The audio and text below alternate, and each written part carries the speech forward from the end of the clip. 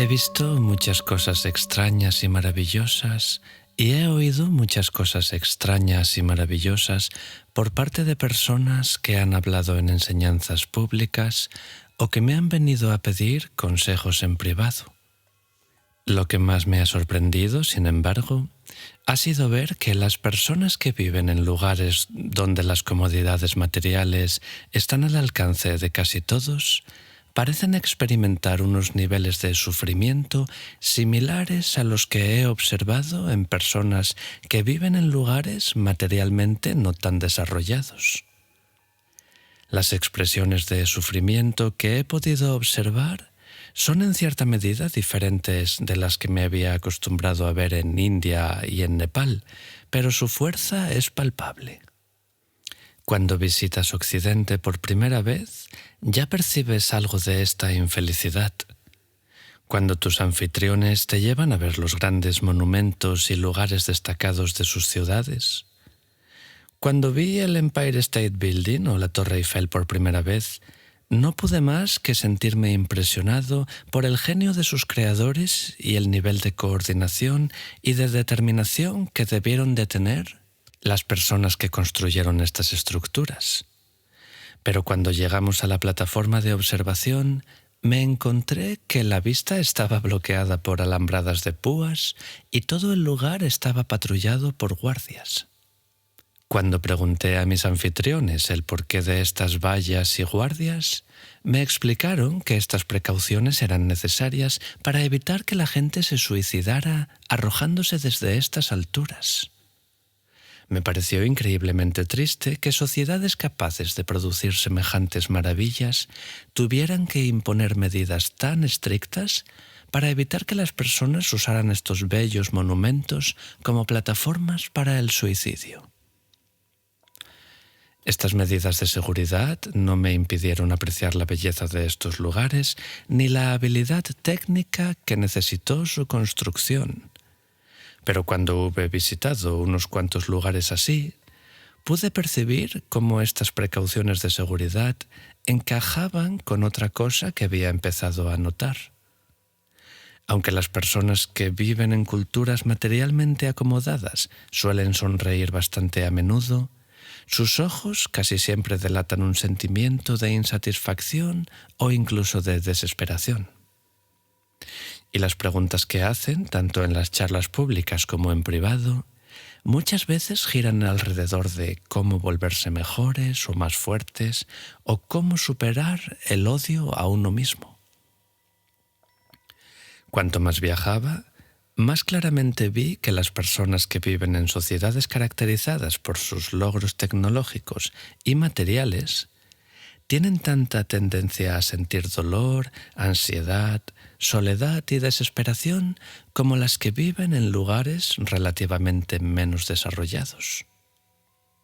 Y tras algunos años de hacer preguntas muy inquisitivas en enseñanzas públicas y en sesiones de consulta privada, empiezas a comprender que cuando el progreso material o externo es mucho más rápido que el del conocimiento interior, las personas empiezan a sufrir profundos conflictos emocionales, pero no tienen ningún método interior para tratar con ellos.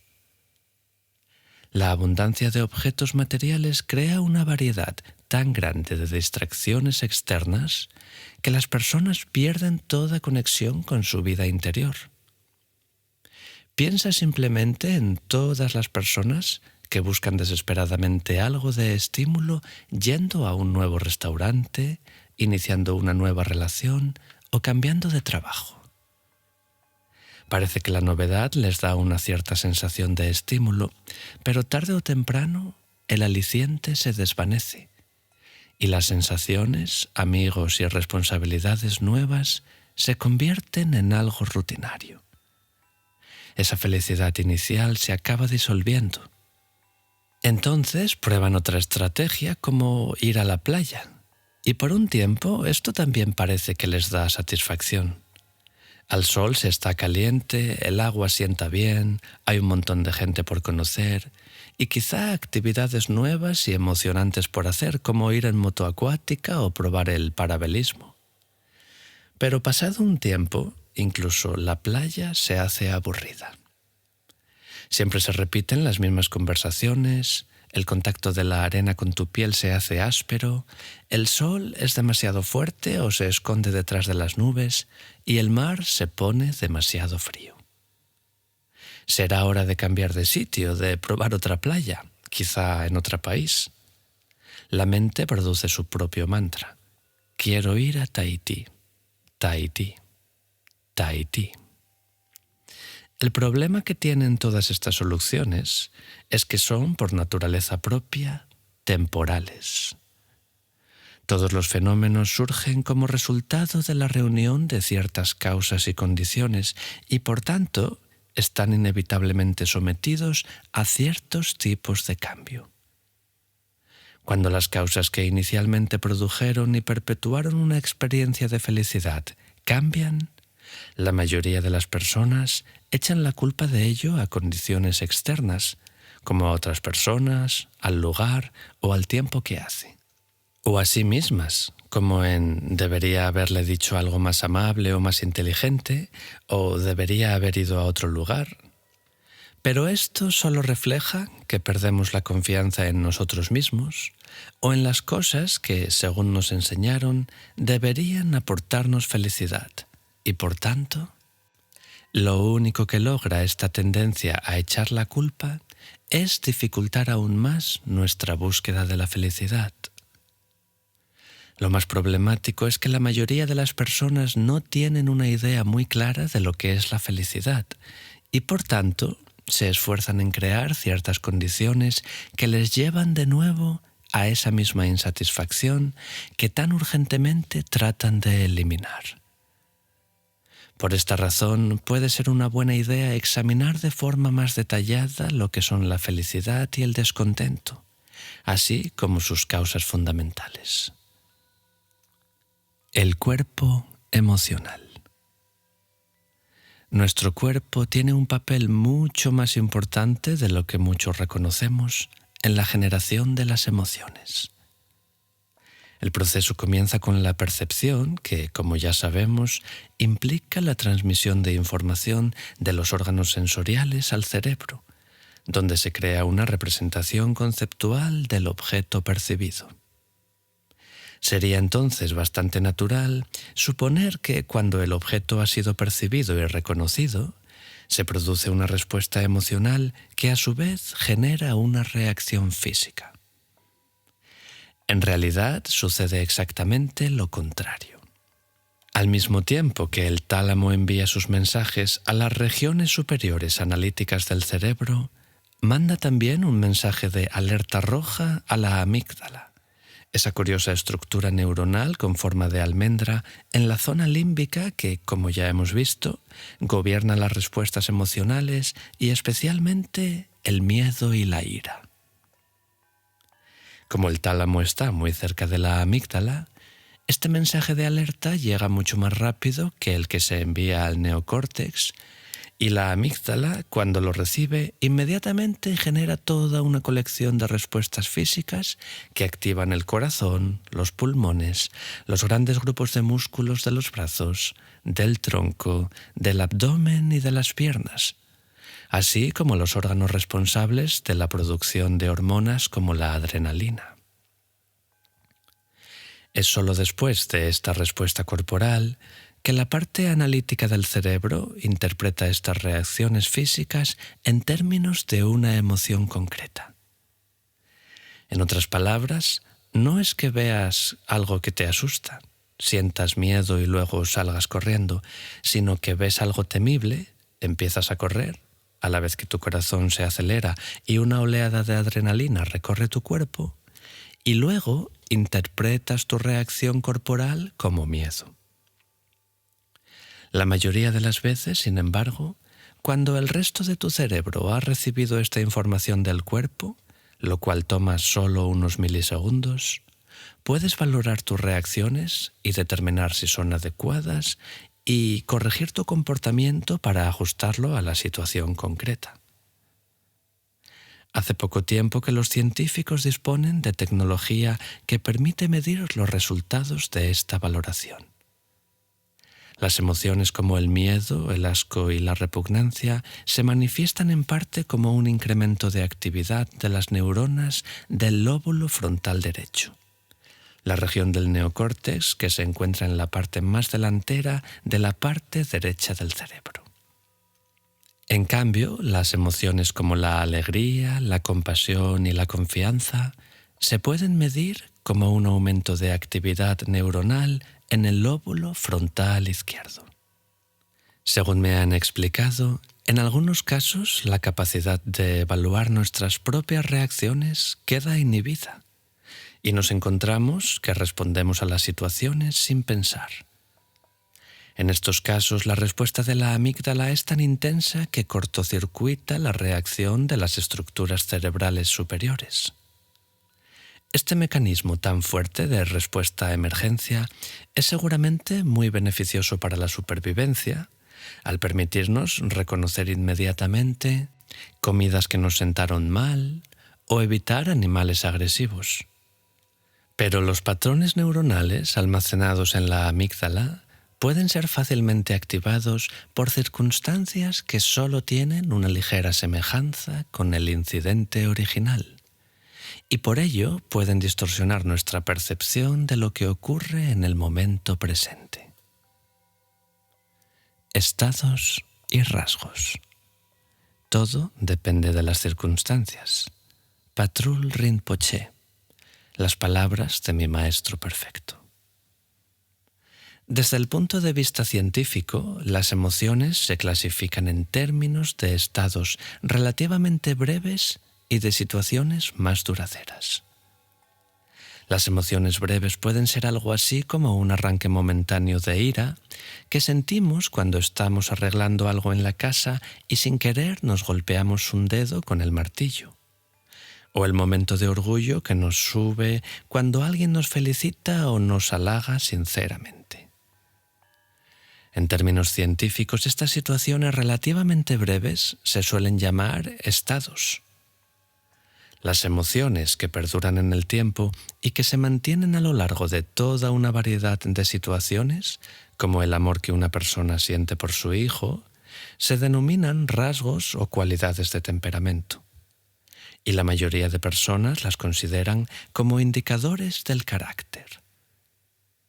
Por ejemplo, si alguien suele sonreír y estar lleno de energía y siempre tiene algo positivo que decir a los demás, solemos considerar que se trata de una persona alegre, mientras que si alguien suele andar con prisas y con el ceño fruncido, se sienta encorvado en su despacho y pierde los estribos con cualquier pequeñez, seguramente pensaremos que es una persona tensa.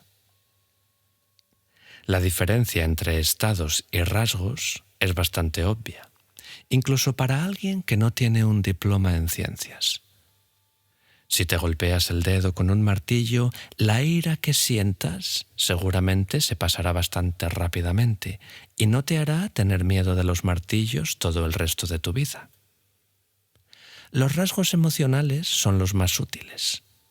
En la mayoría de los casos, día tras día, podemos reconocer si nos despertamos ansiosos o excitados, mientras que los indicadores de nuestro temperamento se hacen evidentes con el tiempo a las personas con las que tenemos un contacto regular. Los estados emocionales son arrebatos relativamente rápidos de chismorreo neuronal. Los rasgos, sin embargo, son más bien como el equivalente neuronal de las relaciones comprometidas. Los orígenes de estas relaciones de larga duración pueden variar.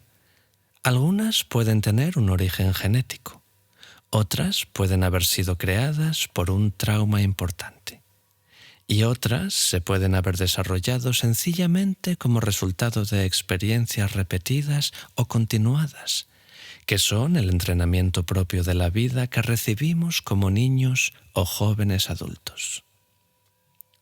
Sea cual sea su origen, los rasgos emocionales tienen un efecto condicionador sobre cómo las personas caracterizan y responden a sus experiencias cotidianas. Una persona con predisposición al miedo o a la depresión se aproximará más fácilmente a las situaciones con un sentimiento de inquietud, y alguien que está más predispuesto a la confianza se aproximará con más aplomo y valor. Los factores condicionantes. El sufrimiento sigue a un pensamiento negativo como las ruedas de una carreta siguen a los bueyes que tiran de ella. El Dhammapada. La biología y la neurociencia nos explican lo que ocurre en nuestro cerebro cuando experimentamos emociones agradables o desagradables. El budismo, por su parte, además de ayudarnos a explicarnos estas experiencias de forma más explícita, también nos proporciona los métodos que nos permiten cambiar nuestros pensamientos, sentimientos y percepciones, para que a un nivel básico y celular podamos ser más felices, estar más en paz y convertirnos en personas más amorosas.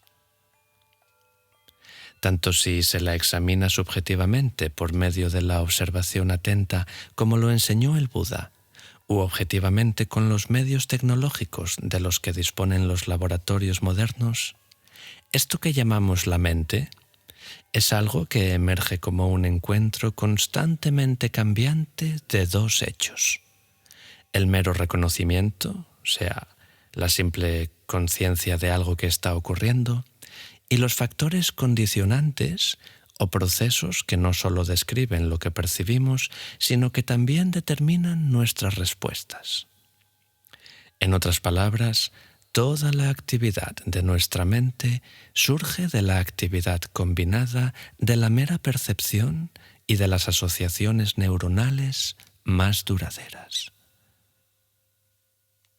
Una de las lecciones que aprendí una y otra vez es que, si quería ser feliz, tenía que aprender a reconocer y trabajar con los factores condicionantes que producen las reacciones compulsivas o vinculadas con los rasgos.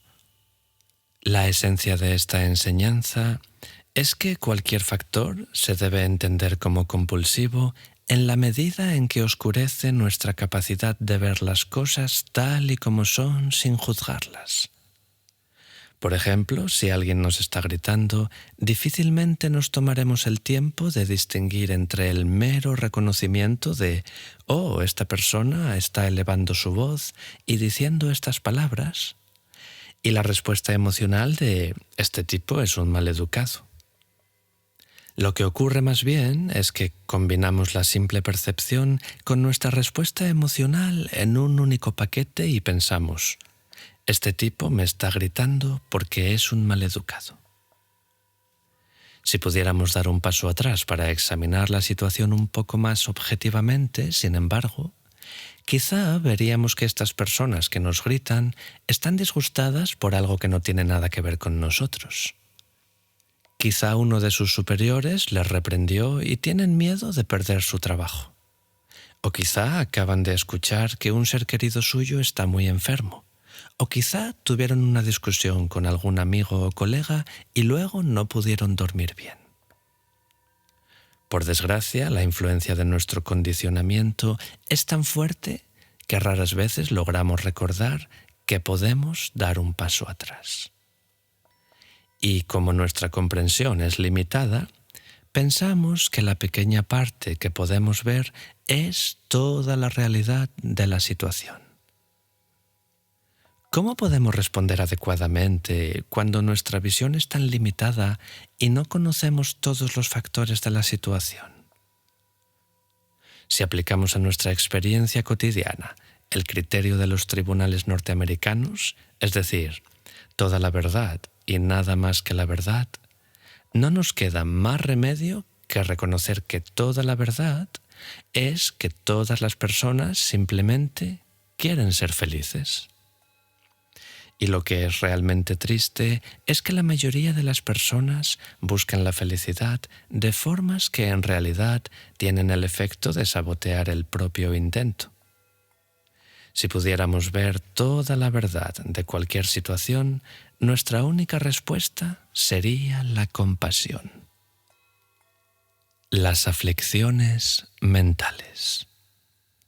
¿Quién creó las armas de los infiernos y cómo? Santideva, la práctica del Bodhisattva. En términos budistas, estos factores condicionantes suelen recibir el nombre de aflicciones mentales o a veces venenos. Aunque los textos de la psicología budista consideran una gran variedad de factores condicionantes, todos concuerdan en identificar 3 aflicciones principales que son la base de todos los demás factores que inhiben nuestra capacidad de ver las cosas tal como son realmente. Estas son la ignorancia, el apego y la aversión. La ignorancia. La ignorancia es nuestra incapacidad fundamental de reconocer el infinito potencial, la claridad y el poder de nuestra mente como si estuviéramos mirando el mundo a través de un cristal tintado. Todo lo que vemos queda falseado o distorsionado por el color del cristal. Al nivel más básico, la ignorancia distorsiona la experiencia fundamentalmente abierta de la conciencia, creando distinciones dualistas entre categorías intrínsecamente existentes de yo y otros. La ignorancia es, por tanto, un doble problema.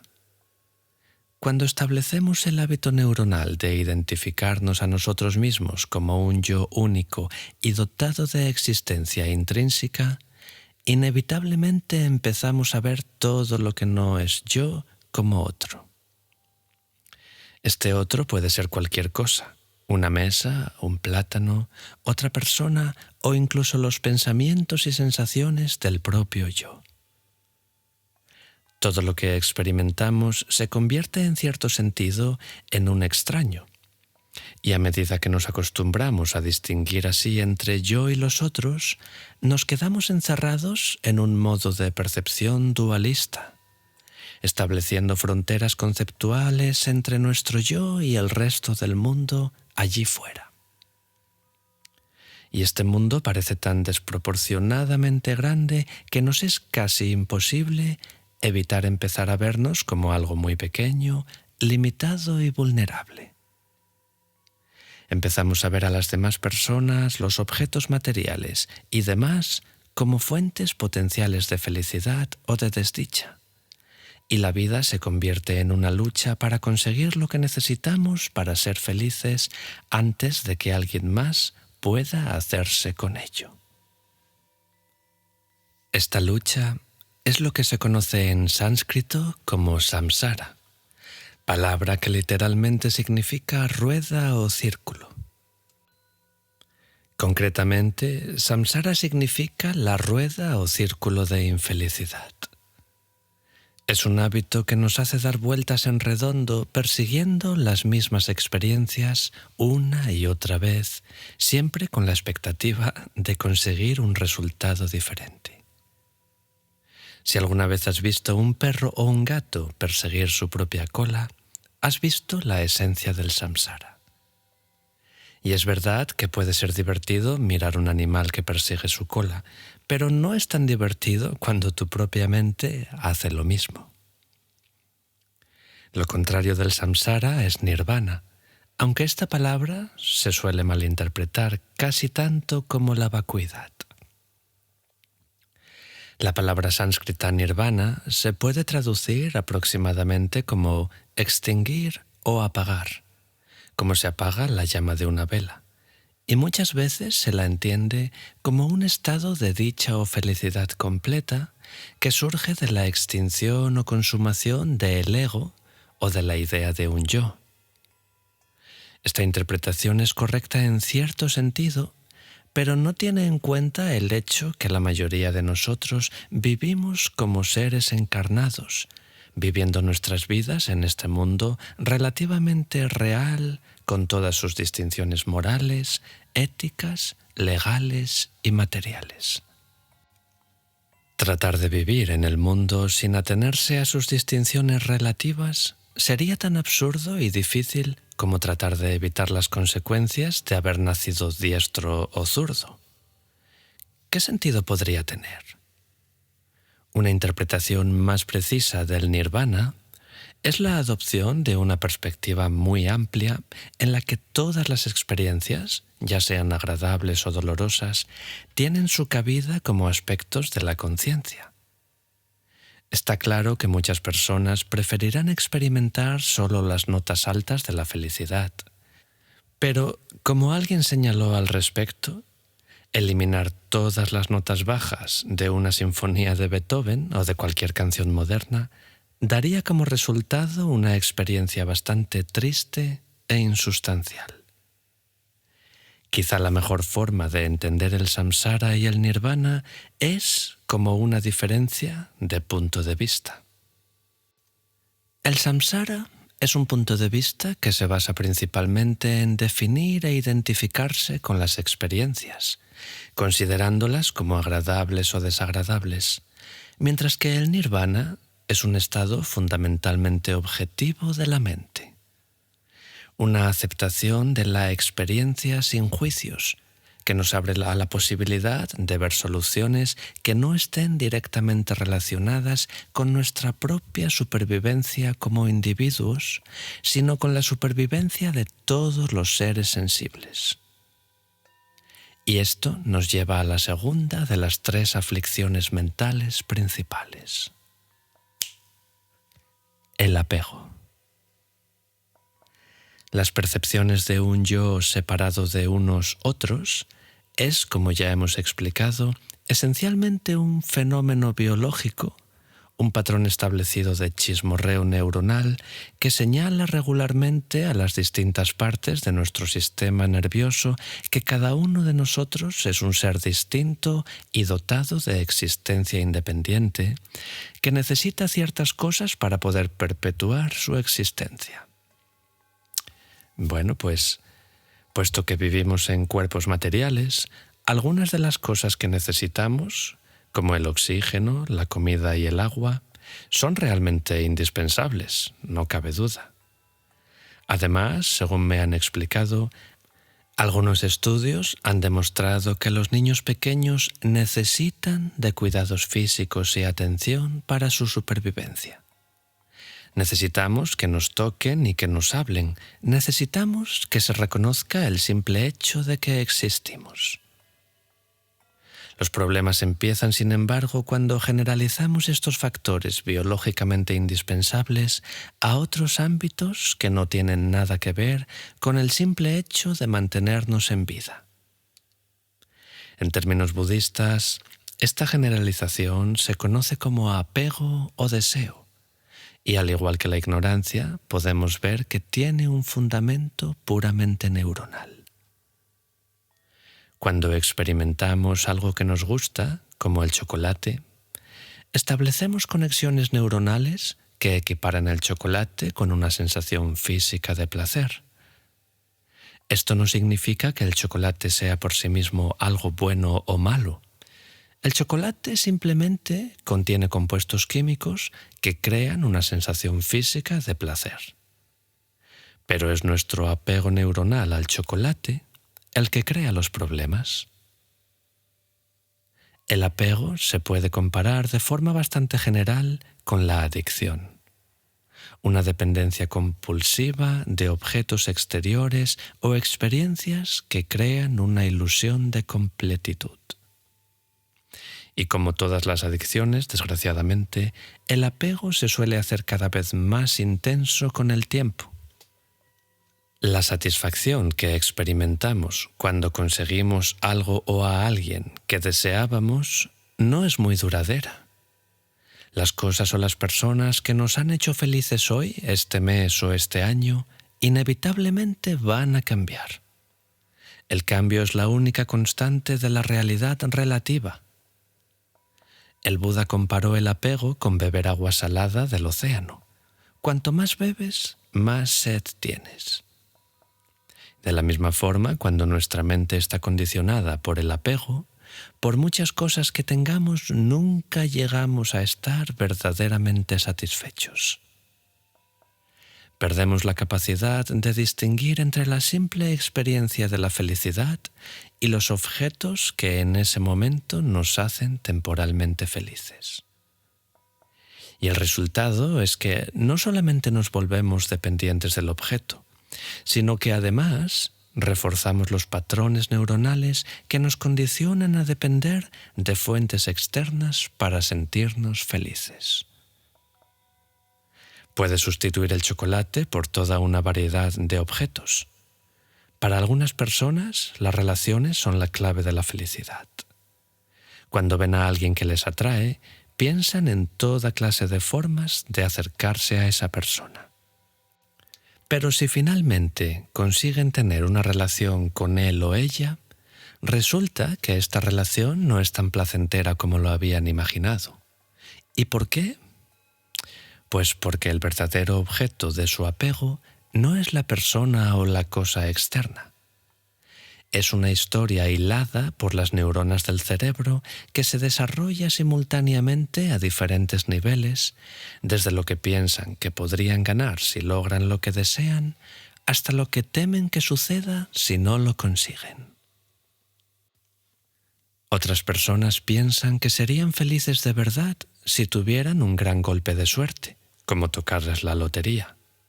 Pero un estudio muy interesante demostró que las personas que acaban de premiarles la lotería no eran mucho más felices que un grupo de control que no acababa de experimentar la emoción de hacerse rico de golpe. De hecho, una vez pasado el entusiasmo inicial, las personas que les había tocado la lotería decían que disfrutaban menos de placeres cotidianos como hablar con sus amigos, recibir cumplidos o simplemente leer una revista, que las personas que no habían experimentado semejante cambio. Este estudio me recordó la historia que escuché hace poco de un hombre que había comprado un billete de lotería para un sorteo de más de 100 millones de dólares. Al poco tiempo de comprar el billete, tuvo unos problemas de corazón y fue ingresado en un hospital bajo el cuidado de un médico que le ordenó descanso completo en cama y le prohibió absolutamente cualquier cosa que le pudiera causar demasiada conmoción. Mientras el anciano estaba en el hospital, su billete fue premiado. Como estaba en el hospital, el hombre no supo de su fortuna, pero sus hijos y su esposa lo supieron y acudieron al hospital para darle la noticia. De camino a su habitación se encontraron con el médico, le explicaron la buena fortuna del hombre y el médico inmediatamente les rogó que no le dijeran nada todavía. Podría emocionarse demasiado y morir de la tensión en su corazón. La esposa y los hijos discutieron con el médico, convencidos de que la buena noticia contribuiría a mejorar su estado. Al final, aceptaron que fuera el médico quien le diera la noticia, de forma lenta y suave para evitar crear una conmoción. El médico entró en la habitación del paciente mientras la esposa y los hijos esperaban sentados en el pasillo. Primero, le hizo toda clase de preguntas sobre sus síntomas y cómo se sentía. Y pasado un tiempo le preguntó con un tono muy despreocupado: ¿Ha comprado alguna vez un billete de lotería? El anciano contestó que sí, que había comprado un billete poco antes de ingresar en el hospital. Si le tocara a usted la lotería, preguntó el médico, ¿cómo se sentiría? Bueno, si me toca, está bien, y si no, está bien también. Ya soy viejo y no voy a vivir mucho. Que gane o no gane, realmente ya no importa mucho.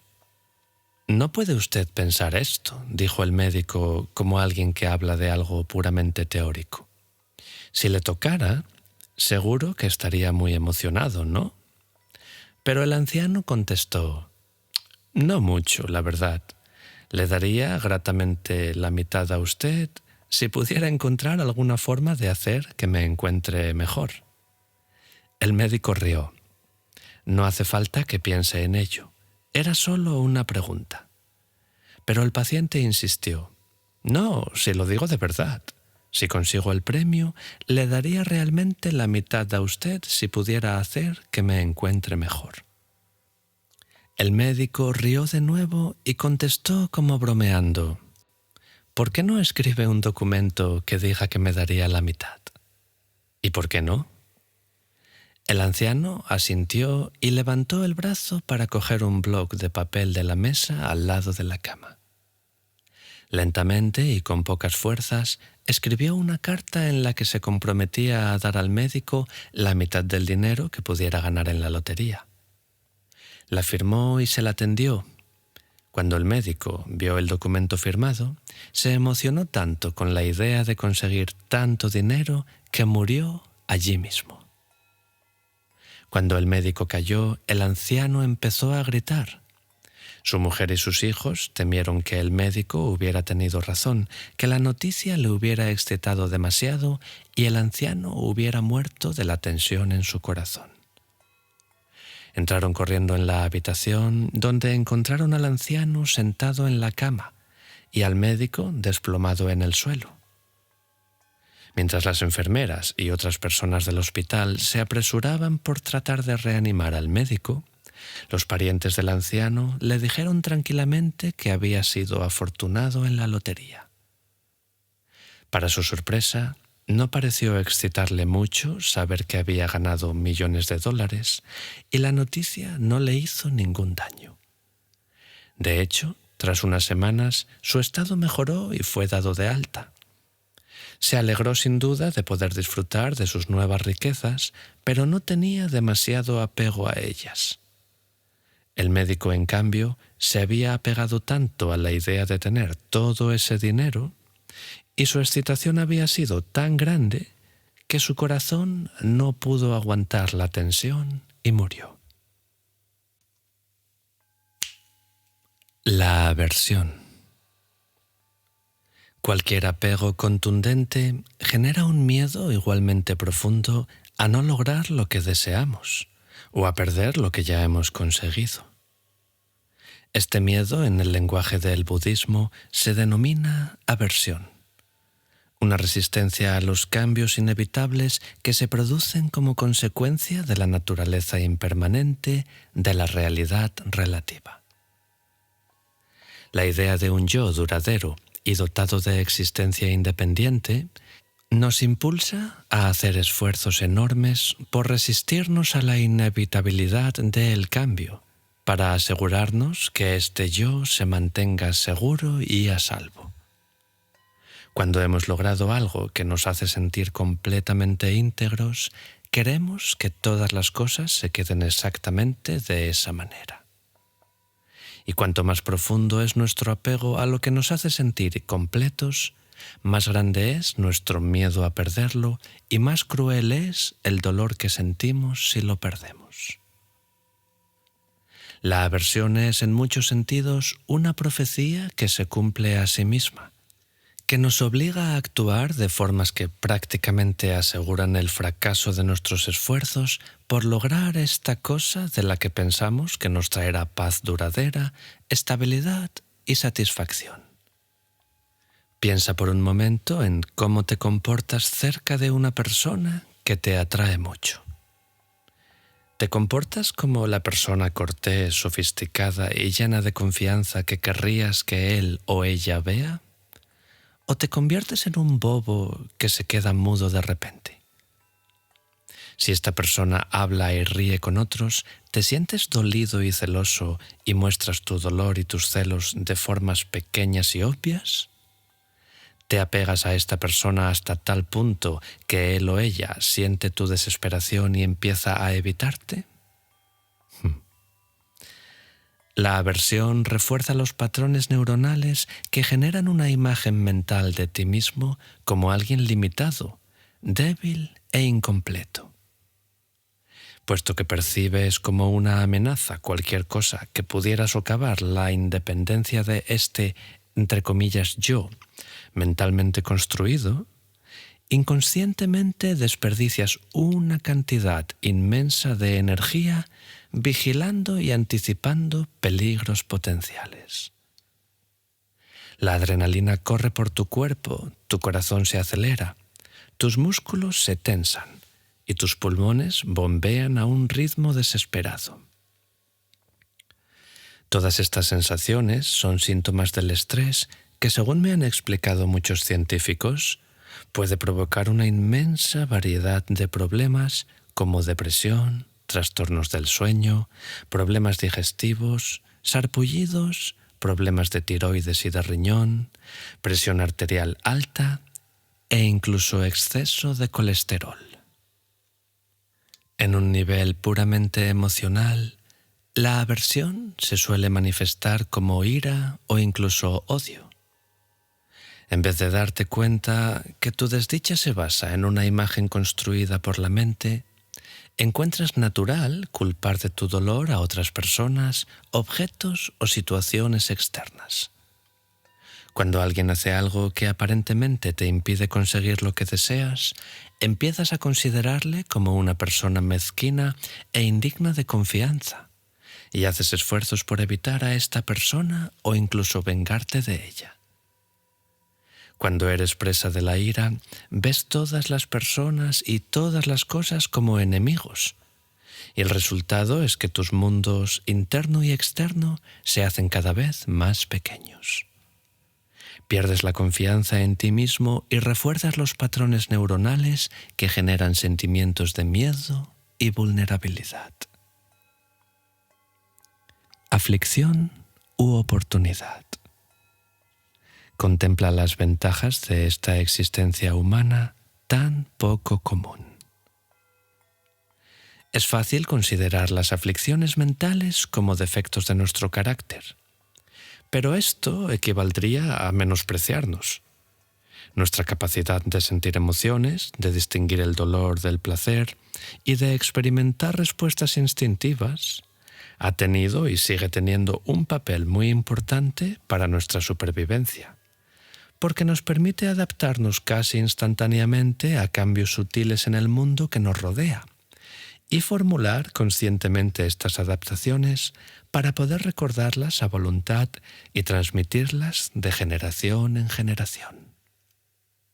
Esta sensibilidad tan extraordinaria viene a reforzar una de las lecciones más fundamentales que enseñó el Buda, que es la contemplación de lo preciosa que es esta vida humana, con todas sus libertades y circunstancias favorables. Cuán difícil es conseguir una vida así y lo fácil que es perderla.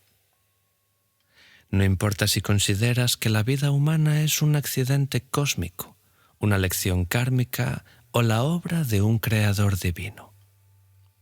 Si solamente nos detenemos a pensar en la inmensa cantidad y variedad de seres con los que compartimos este planeta y en la proporción relativamente pequeña de seres humanos, es inevitable llegar a la conclusión de que la probabilidad de nacer como ser humano es muy pequeña. Y la ciencia moderna, cuando describe la complejidad y la sensibilidad extraordinarias del cerebro humano, nos recuerda lo afortunados que somos de haber nacido como seres humanos con esta capacidad tan humana de tener sentimientos y de compartir los sentimientos de los demás. Desde el punto de vista budista, el carácter automático de las tendencias emocionales humanas representa un desafío interesante. No necesitamos un microscopio para observar nuestros hábitos psicológicos. Para muchas personas no hace falta mirar más allá de su última relación. Primero piensan, esta vez va a ser diferente, pero al cabo de algunas semanas, meses o años, se aferran la cabeza y piensan, oh no, esto es exactamente el mismo tipo de relación que ya tuve antes. O puedes mirar tu vida profesional. Empiezas un trabajo nuevo pensando, esta vez no voy a pasarme tiempo y tiempo haciendo horas extras para que al final me critiquen por no esforzarme lo suficiente. Pero al cabo de 3 o 4 meses con este trabajo, te das cuenta que estás cancelando citas o llamando a tus amigos para decirles, lo siento, pero no puedo venir a cenar hoy, tengo demasiado trabajo. A pesar de tus buenas intenciones, descubres que repites los mismos patrones, pero esperando de ellos un resultado diferente. Muchas personas con las que he trabajado en estos últimos años me explican que sueñan despiertos con que pasen los días de la semana para llegar al fin de semana. Pero cuando se acaba se encuentran de nuevo en su despacho fantaseando sobre el fin de semana siguiente. O me explican que han dedicado muchísimo tiempo y esfuerzo en completar un proyecto, pero nunca se permiten experimentar un sentimiento de logro, porque inmediatamente tienen que ponerse a trabajar en la próxima tarea de su lista. Incluso cuando se relajan, dicen que están preocupados por algo que pasó la semana anterior, el mes anterior o incluso el año anterior. En su mente repiten las mismas escenas una y otra vez, intentando comprender qué podrían haber hecho para que las cosas salieran mejor. Por fortuna, cuanto más nos familiarizamos con la observación de nuestra propia mente, más posibilidades tenemos de encontrar soluciones a nuestros problemas y más fácilmente reconocemos que todo lo que experimentamos, ya sea apego, aversión, estrés, ansiedad, miedo o anhelo, es simplemente una fabricación de nuestra propia mente. Las personas que han hecho un esfuerzo sincero por explorar su riqueza interior suelen ganar naturalmente una cierta fama, respeto y credibilidad, sean cuales sean sus circunstancias externas. Su forma de comportarse en cualquier tipo de situación inspira un sentimiento profundo de respeto, admiración y confianza en los demás. El éxito que logran en el mundo no tiene nada que ver con una ambición personal ni con una ansia de atención. No radica en tener un coche espectacular, una casa grande y bonita o un cargo importante. Procede, por el contrario, de un estado espacioso y relajado de bienestar que les permite ver a las personas y las situaciones con más claridad. Y también mantener un estado de felicidad básica que no dependa de las circunstancias personales. Muchas veces se oye hablar de personas ricas, famosas o influyentes a las que un día no les queda más remedio que reconocer que sus logros no les han proporcionado la felicidad que esperaban. Aun con toda su riqueza y su poder, nadan en un mar de dolor, a veces tan profundo que el suicidio parece la única salida posible. Este dolor tan intenso viene de pensar que los objetos o las situaciones pueden generar una felicidad duradera. Si realmente quieres descubrir un sentimiento duradero de paz y satisfacción, tienes que aprender a reposar la mente, porque es solo reposando la mente que se pueden revelar sus cualidades innatas. La manera más sencilla de hacer que el agua se vuelva transparente cuando está turbia con barro y otros sedimentos es dejándola que se quede quieta. De la misma forma, si dejas que tu mente llegue a un estado de reposo, gradualmente la ignorancia, el apego, la aversión y todas las aflicciones mentales se irán aquietando. Y la compasión, la claridad y la amplitud infinita de la verdadera naturaleza de tu mente se revelarán. Si te gusta lo que escuchas, considera suscribirte al canal y darle a me gusta para ayudarnos a seguir compartiendo contenido.